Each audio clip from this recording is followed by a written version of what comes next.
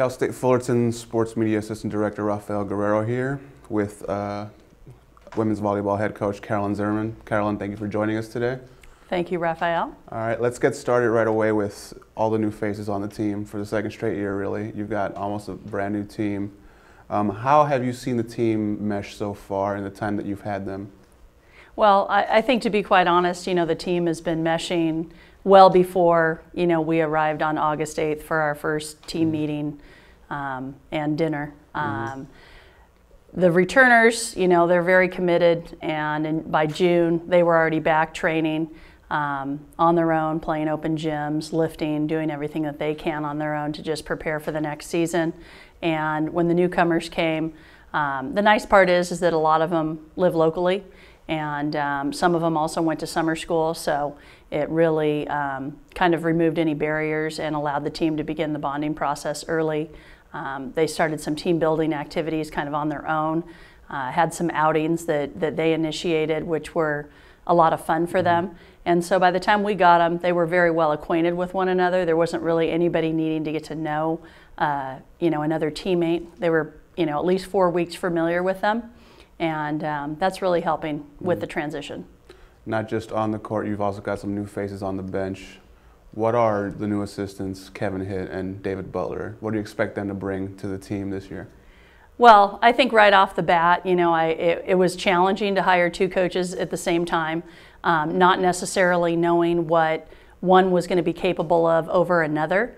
I'm a good reader, so I looked over those resumes and had a good feel for what they were capable of, but getting to know them in the gym and getting to know them out recruiting is obviously much more productive than just reading a resume. So in the gym, the things that I expect is, certainly Kevin is a great technician. We work well together in our practice planning. It seems that we're all on the same page. Dave is great because while he has an ego, he doesn't always have to be a voice. He can complement both Kevin and I. And if we need him, he can go ahead and jump in and scrimmage against the team if that's what's called for. So both guys have a great arm. The team's training hard. They're responsive to all the new coaches, and at this point, I couldn't ask for more. What expectations do you have for the freshmen coming in? You've got more than just freshmen that are newcomers, but for those freshmen coming in, what kind of expectations do you have? What should we expect to see from them this year? Well, I think that what we expect is that those new faces will be on the court. Any cycle of recruiting and bringing in new players, I think any coach hopes to have some of the younger players be contributors to the lineup. In some cases, it's a sign of the program taking a turn and maybe some of the newbies being more talented and more athletic than some of the returners. In our case, I think that it's not only we're taking a turn, but we have a lot of openings due to graduation. The graduation part is a really good thing. That's one of our major priorities here, to graduate our student athletes along with having a successful experience. So having a lot of newcomers for me, I like to acknowledge it just because you asked me about it, but really once we get on the court, I'm not going to look at them like they're a newcomer, and I don't want them to feel like a newcomer, and we need them. We're ready to play. We all have the same goal, and we certainly want to compete for a Big West championship. And so I'm looking for them to take the court and be scorers if that's their assignment. If their role calls for being more defensive oriented and ball control oriented, then I'm going to be looking for passing nails and everything coming up and serving aces. So it just kind of depends what the expectations are, but I'd rather think less about their newness and more about the ways in which they'll be able to help us. And so we're going to see a lot of those faces on the court. One of those newcomers that is a transfer is Mackenzie Olson, who I'm assuming will be probably the main setter on the team. What do you expect from her in running the offense now? Like how How do you see her transitioning to running this offense after she's coming from the University of Delaware, obviously? She had high credentials over there. Now she's coming here. What are your expectations for Mackenzie to run this offense? You know, to be honest with you, when you say that she's a newcomer, part of me was like, wow, I guess she is a newcomer. You know, we were pretty blessed that she, you know, fell into our hands in January and was able to transfer in at that time. And, you know, the things that we call her Mac and the things that she's able to do, she does so many things. You know, it's not just being a setter. I've watched her come in, join a new team, not really have to put herself out there. She didn't throw her game at us and throw her personality at us and say, this is who I am, and kind of force feed us. She's been super patient, love her personality because she's modest yet confident. And I mean, it directly correlated to some of the success that we had over the spring. Fits well with the team. I think the team really appreciates her, and she's a super competitor. You know, great hands, great touch. When we're training in the gym, the first ball I toss her is just on point. And as a coach, of course, I love seeing that. You know, I like knowing that it's not going to take 100 balls to warm up, and it tells me that, you know, she's experienced, she's confident, she's ready. And you know, as you watch her play the game, you see that that's her style of leadership as well. And when Mac speaks up, you know, people listen. She's not a super chatty person. She's not going to be a big mouth. But boy, when she's got something to say, heads turn and ears are open and everybody's paying attention. So she's pretty meaningful in so many ways. Not only that leadership component, but you know, her game and just how she carries herself, who she is, because she's confident with who she is. You lost Elise Hensley and Bree Moreland from last year's team to your big cogs on offense, obviously. Graduation obviously will do that. Who should we expect the offense to come from this year? Who have you seen? Who do you think will be that go-to person? Mackenzie's got to pass it to somebody to put it down. Who are some of the candidates for this team? You're right. Well, we have, you know, big expectations for everybody. But one of those players, you know, that really has a high potential to compete, I think, for Freshman of the Year of the conference and hopefully more than that, would be Nikki Withers. You know, she's just a huge top-end player. She's, you know, it's limitless. You know, she's a tremendous athlete. She touches 10-3. You know, it's just about finessing and disciplining some other areas of her game, but she's super explosive. She knows how to put balls away.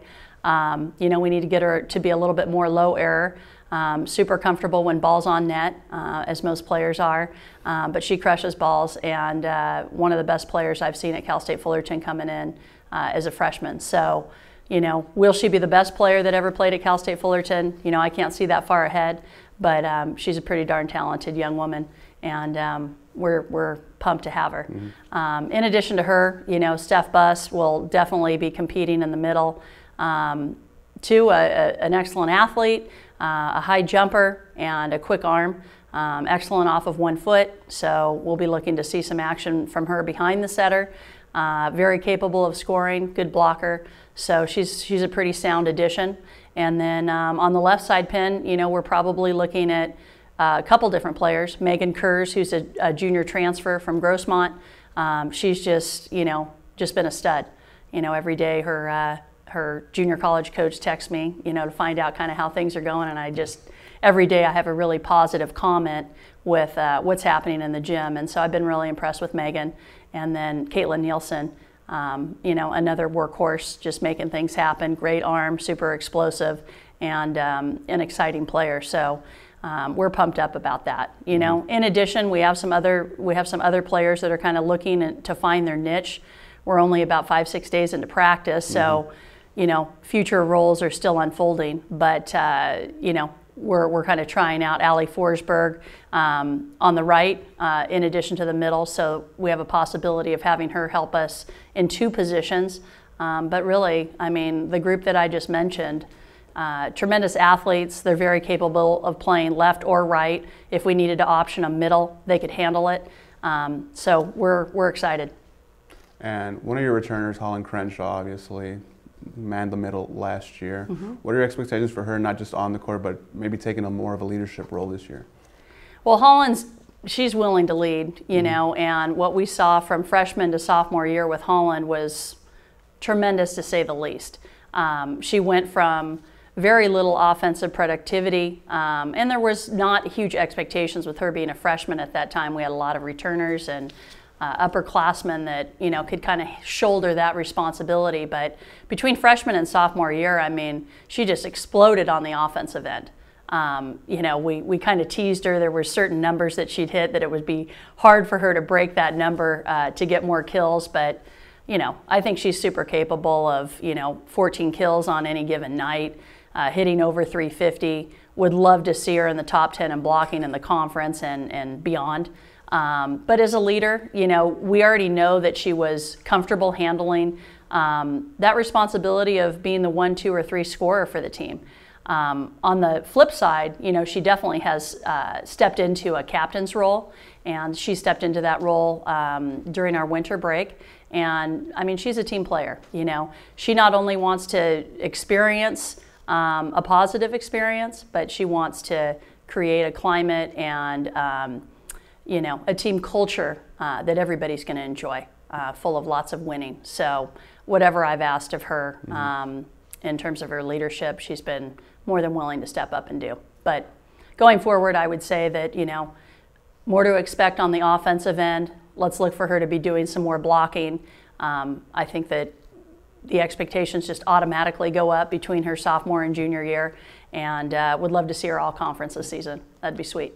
And then Mackenzie Painten also coming back. Last year she was injured a bit and still put up monumental defensive numbers. What do you see from her coming into her sophomore season? How can you see her grow as a player?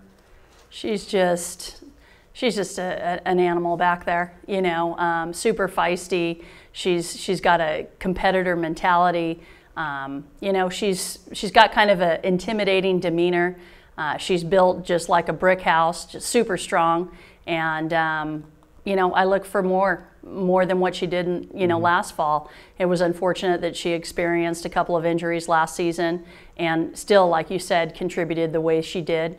Naturally, as her coaches and myself as being one of the recruiters of her into the program, of course I think she's pretty special. I think if we pay attention to what she's doing, and of course I will be, but our fans and our supporters and our opponents, I think that McKenna's got a great opportunity to be not only one of the top liberos in the conference, but the top libero.